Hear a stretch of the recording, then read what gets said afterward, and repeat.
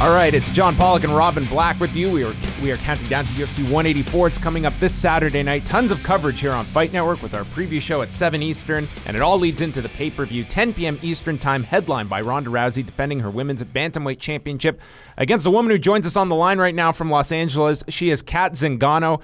Kat, thank you so much for taking some time out. I have to imagine that it's a surreal week with not just the title fight on Saturday, but everything that comes with headlining a pay-per-view and probably being pulled in a million directions.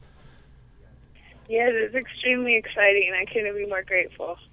Has this been something that, you have envisioned? This has been 2 years of your life has been focused on this fight with Ronda Rousey. We thought we were going to get it at the end of 2013. Now that it's only a few days away, is it somewhat of a surreal feeling that we're this close to a fight that you have been gearing for so long? Yeah, the lifetime of this opportunity has a lot of longevity, and it's finally to the point where I am, at the peak. I'm at the top of the mountain, and right now it's just time to do work. I'm extremely excited for it. Kat, when you have a week like this and everybody's talking to you, you've got to do photo shoots and, a million things that come with promoting a fight. How do you stay focused on the 25 minutes or less that you're going to be in a cage needing to perform at your very best without any of these distractions? I really know that when the time comes, my body and mind are going to know exactly what to do, and I just trust my instincts and intuition.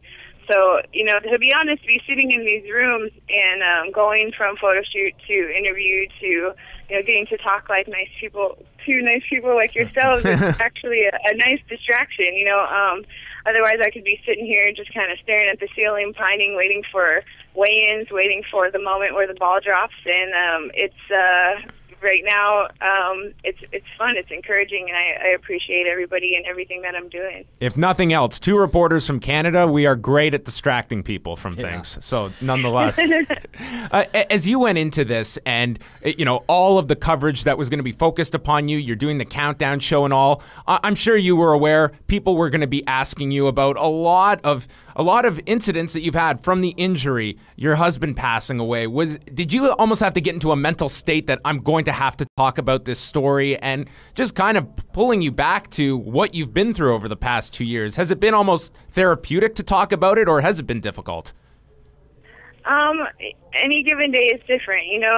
This is a day-to-day process, and sometimes I feel a little relief talking about it and kind of just getting things off of me and out there, and sometimes I feel more private and not really, into what, I guess that moment. So it comes and goes, but for me it's really, I don't know, to see the support is overwhelming and awesome, and everybody being there and appreciating what work I do. It's very soothing. Emotion is a big part about fighting. Some people fight with emotion, and some people try to control that. Chris Weidman talked to us before he fought Anderson Silva, and he said the key for him was he was not fighting some myth. He wasn't fighting records, and he wasn't fighting a winning streak. He was just fighting a body type across the cage from him. Can you look at your fight like that, or is the emotion and your excitement, do you use that, or do you push it away? No, I look at Ronda, and I'm not trying to demystify her. She is an excellent fighter, and to me, I look across and I see someone with two arms and two legs just like me, and it's about going out there and implementing will and style and routine. I think that to me, we're equals. In my mind, I'm the best in the world, and she's second best, and I have a lot of respect for her for that. This is a very emotional, sport. It's a very emotional job, and those emotions, I feel, they fuel me, and they give me a lot of spark. When Miesha Tate stepped in, got your title fight at the end of 2013, were you able to watch that fight? Did you actually sit down and watch it? Because I imagine that would have been an incredibly difficult process. You're unable to compete, and someone else who you beat is the one that's getting that golden opportunity. Yeah, well, at the time, the UFC actually flew me out to that fight, and I was really excited to watch it because I was told that I would potentially get the winner of that fight. That be it not what the case was, they ended up giving the fight to Sarah McMahon. But, you know, I was very invested in that fight. It was either going to end up a rematch versus Miesha or another, you know, fight, or I guess the title contention against the still champion Ronda. So I had, you know, a lot invested in that fight, and I was on the edge of my seat. It was exciting. Did you know, you know, as you went through first watching that fight and then seeing McMahon take that chance, did you know that you were going to be sitting here this week talking about it, looking at it, getting ready to stand on the scale and go fight? Did you know this was an inevitability? To that, I just feel like Ronda is very strong. I feel like physically, mentally, and you know, respectfully, her talent and technique. So to have you know, sorry, I'm choking up. Sorry, to have her still be champion is not a surprise to me. I just also wanted to ask you, your son Brayden, he got to be featured in the Countdown special. Does he kind of grasp how big this fight is, that his mom is going to challenge for the championship belt on Saturday night and headlining a pay-per-view at the Staples Center? Does he kind of understand how big this is, or is he too young to fully grasp what's at hand on Saturday?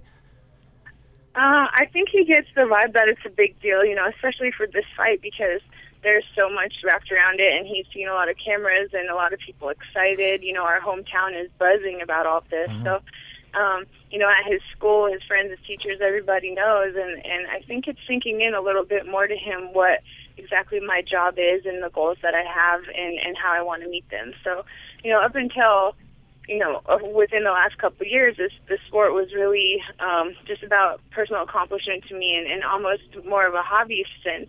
But, you know, the last 2 years have definitely turned it into a career, and I have career goals instead of personal goals. Well, I guess both, you know, and, you know, it's something intense, and he's really excited about it now, too. So it's cool having this kind of Zingano side going on, you know.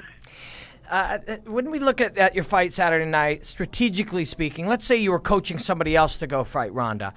If people are overly aggressive with her, they tend to get clinched and thrown down. And if they are too patient with her, she gets very aggressive to close the distance. What do you think is the right recipe, you know, big picture-wise, to deal with what she brings?